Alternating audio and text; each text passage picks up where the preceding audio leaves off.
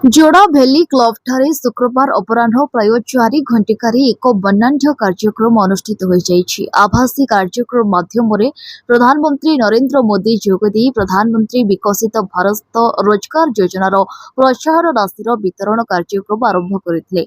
भैली क्लब ठारे आयोजित एही सभारे मुख्य अतिथि भावे केन्दुझर सांसद अनंत नायक, सम्मानित अतिथि भावे पाटणा विधायक अखिल चंद्र नायक, तेलकोई विधायक डॉक्टर फकीर मोहन नायक, जोड़ा टाटा स्टील मुख्य राजेश कुमार उपस्थित थे। एही सभारे श्रमिक और नियुक्तिदाता उपस्थित थई नवा भारत निर्माण संपर्क में भर्चुआल माध्यम प्रधानमंत्री अभिभाषण शुणिथिले।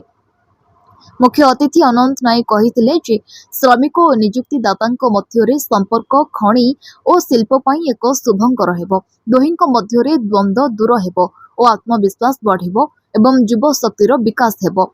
तेलकोई विधायक डॉक्टर फकीर मोहन नायक कहिथिले जे प्रधानमंत्री द्वारा अभिहित ज्ञान कार्यक्रम उच्च प्रशंसित, कारण यह एक दूरदृष्टि संपन्न कार्यक्रम। ज्ञानर मूल अर्थ गरीब, युवा, अन्नदाता और नारी शक्ति, एही चारि शक्ति को गतिशील करबाकू हेबो। सेहिपरि ओडिशार मुख्यमंत्री मोहन चरण माझीଙ୍କ विजन 2036 ओडिशा एक समृद्ध राज्य भावे परिगणित हेबो।